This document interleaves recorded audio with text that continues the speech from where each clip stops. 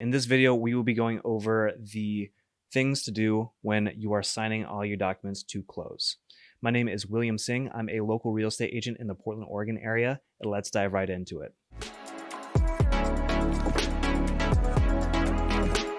If you find any of this content helpful, feel free to like and subscribe. It would mean a lot to me.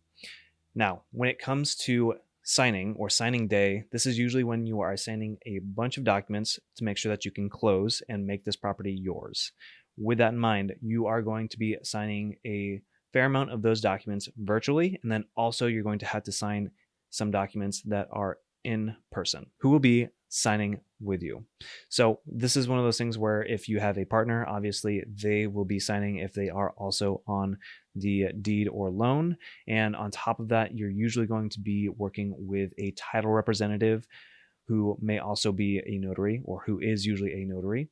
And if you need a lender to be there, then that is something that is optional, but typically is not commonly seen. That's usually if you have any questions about the loan or loan documents, you have been provided them prior to. So that's another pro tip, is to talk to your lender about any documents that you have questions about, because for a majority of those documents that you're going to be signing that are lender documents, you have already received. Now, I can also be there if you want, but this would be something where I can only give you so much advice or give you so much in terms of answering questions. I will be going over the 9 common documents that you will see when signing or signing to close.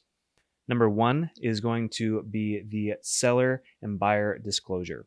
This is going to give you an itemized list of what the seller and buyer are doing in terms of the itemized cost for this transaction.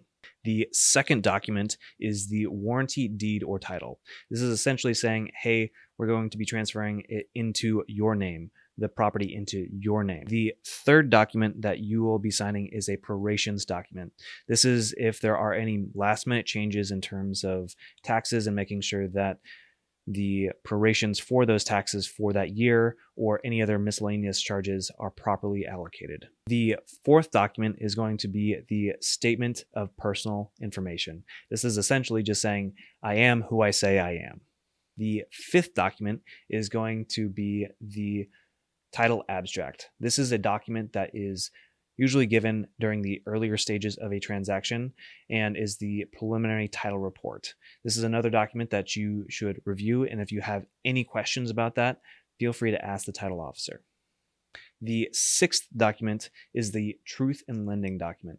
This is a document that will outline the mortgage payments, interest rates, and so on and such forth. This would be part of the lending documents. This is again one of those things that you will most likely see prior to actually closing from your lender. The seventh document is a promissory note to repay your mortgage. This is essentially saying to your lender, hey, I will pay you back for this mortgage. The eighth document that you'll most likely be signing is a mortgage or deed of trust. This is essentially saying, hey, if I am not able to pay my mortgage, I will then give you back my house or that house to the lender as collateral for not being able to pay. The ninth document is going to be the monthly payment letter. And this is a document that goes over who you need to pay for the mortgage and other details associated of when, where, and how.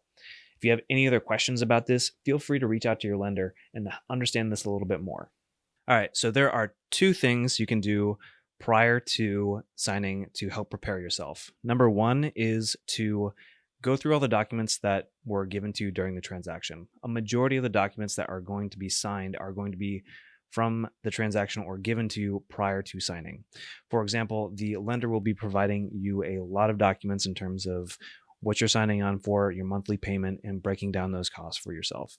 So when you're taking a look at that, look at all of those details beforehand so that way you can ask your lender if you have any other questions about that. Very similar to the title abstract. This is again something that is shown on the preliminary title report, and feel free to ask the title representative or title officer if you have any questions about that. The second thing that I always recommend is to make sure you have funds available to close. So we are obviously getting very close to the end of the transaction, and you need to be paying a lump sum, usually, to actually close the transaction and then be able to fund the actual loan. So, with this in mind, make sure to have that money in store and ready to go. And you can always talk to the lender to make sure that you have a better understanding of the ballpark amount that you'll need to have in that account in order to make this close happen. If you have any other questions, feel free to reach out. I'll make sure to have my contact information in the message. And if you felt like this brought a lot of value to you, it would be awesome if you could like and subscribe along with sharing this content with anyone else. Thanks so much for watching.